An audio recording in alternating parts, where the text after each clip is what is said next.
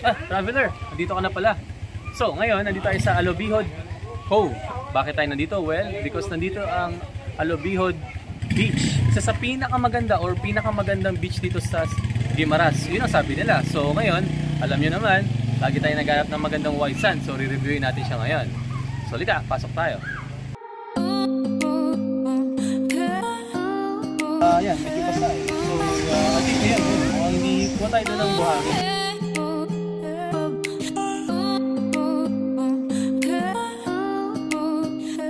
Ayan, nakakuha na tayo ng attention. Medyo na-irritate. Joke. Okay, traveler. So, ito yung counter nila.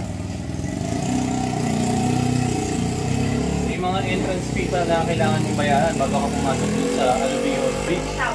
Tayo muna natin si ate, tapos tayo na susunod, no? Kunin natin yung mga information. Merong mga room rates eh. Pakita natin yung room rates. Merong 4,000, 1,800, 3,000. Yan, mga day tour din. Ito, may day tour pala. Oh. Sakto. Yan, 75 each yung entrance fee. Wala tayo.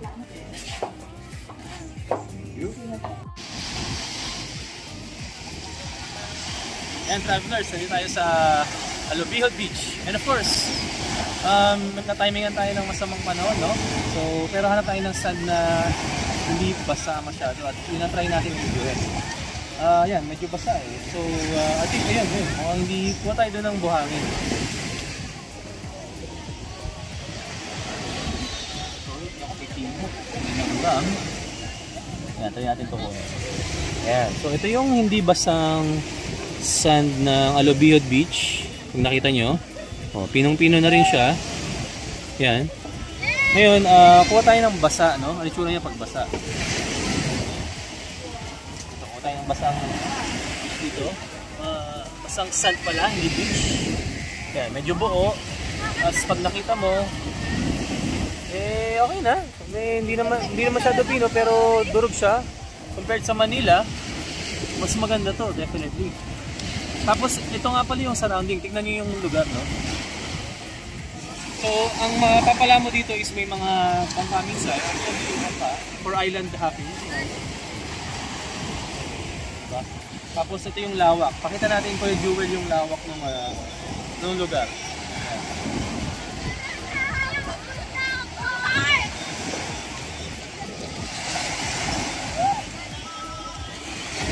Ayan. Tapos, kung mapapansin nyo, no? May harang doon. Parang isolation beach para safe yung mga tao at wala rin masyadong pumasok na kung ano mang isda siguro. Tira, pulo tayo dun.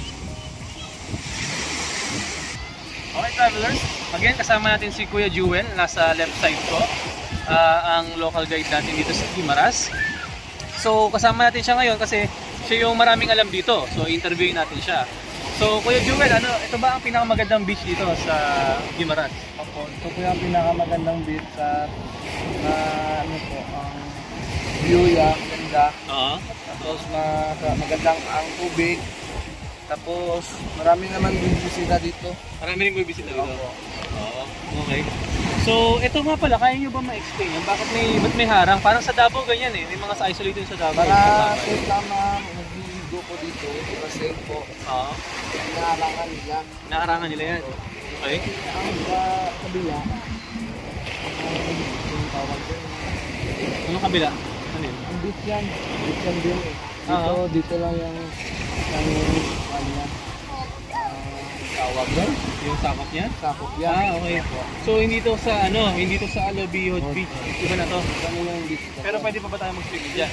Pwede. Okay, so yan travelers. Huwag kayong matakot pag may nakita kayong mga net. Pwede nyo silang puntahan. Tawiran nyo lang. Para ano lang yung marka ng speciality kumbaga ng isang bawat resort.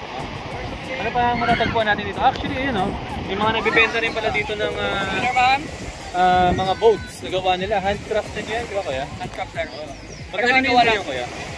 Magkano yung bawat boat nyo? Itong malaki, sir? Ito malaki. Magkano yan? 10.5 yan, sir. 10.5? Okay. Isang buwan din matapos yan, sir. Isang buwan yan, travelers ha. Ayan. Ano pangalan nyo kuya? Para makita kayo dito sa Darrell. Ano? Darrell. Darrell ho? Darrell. Okay. Si Kuya Darrell nandito sa Alobihod Cave. Ayan. Nila, sir. 10K ito, no? 10K. Okay. Tapos ito naman kuya, magkakaling ganyan naman. 2002. Okay, 2002 daw yung ganyan, travelers. Lampshade to sir, lampshade. Ah, may ilaw siya. Okay. Gaya din ito ng lampshade din to. Ah, okay. Sige. O sige kuya, basta i-ano ka na namin dito sa video para kumalat ka, maraming mag-reach out sa inyo. Sige, thank you. Okay, try it. Ayan, travelers, so wala nabibenta ng gano'n sa Boracay, no? Pero wala. Ayan, nakakuha na tayo ng attention. Medyo na ako, na-irritate joke. Halika pala tayo doon.